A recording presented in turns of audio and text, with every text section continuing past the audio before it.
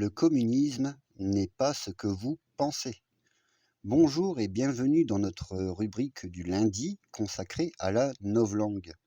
Aujourd'hui, j'aimerais vous parler de cette manipulation du langage sur le communisme.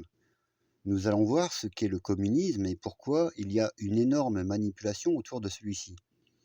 L'étymologie de communisme est le mot commun, qui signifie gérer en commun, c'est-à-dire le partage équitable des ressources et décider ensemble de notre société. Comme vous pouvez le constater dans cette définition du communisme, l'essentiel est la totale socialisation économique et démocratique des moyens de production. Donc vous comprenez que c'est un problème pour le capitalisme, puisqu'on parle de socialisation et de démocratie. En résumé, c'est une démocratie directe, où le peuple décide et gère ses ressources. Alors, pourquoi le communisme est autant mal vu? C'est simple, c'est le pire ennemi du pouvoir qui n'existe plus quand le peuple décide des lois, et le pire ennemi du capitalisme qui ne peut plus s'enrichir avec nos ressources.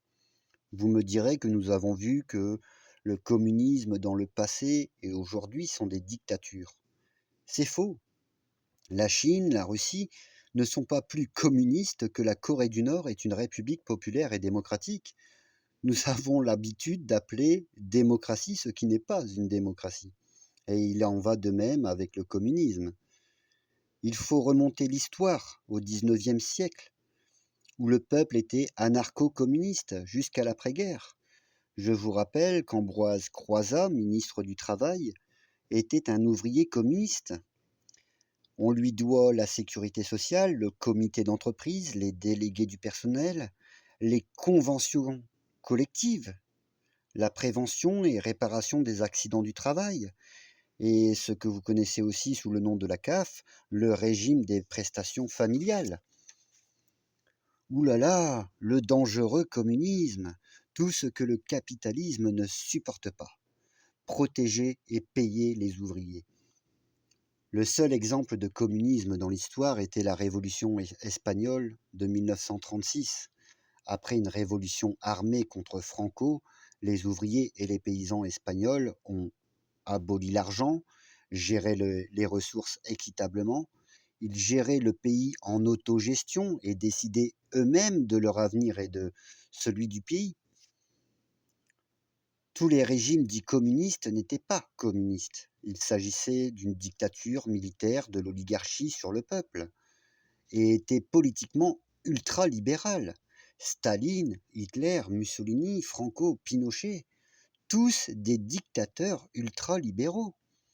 Mais le peuple, lui, était communiste et était le pire ennemi de l'ultralibéralisme occidental. C'est pourquoi, après la période anarchiste, où le peuple reprenait le pouvoir, il fallait diaboliser le communisme et l'anarchisme. Et c'est là que la novlangue intervient. Et ça commence en modifiant la signification du mot communiste et en nommant des dictateurs ultralibéraux avec un État communiste.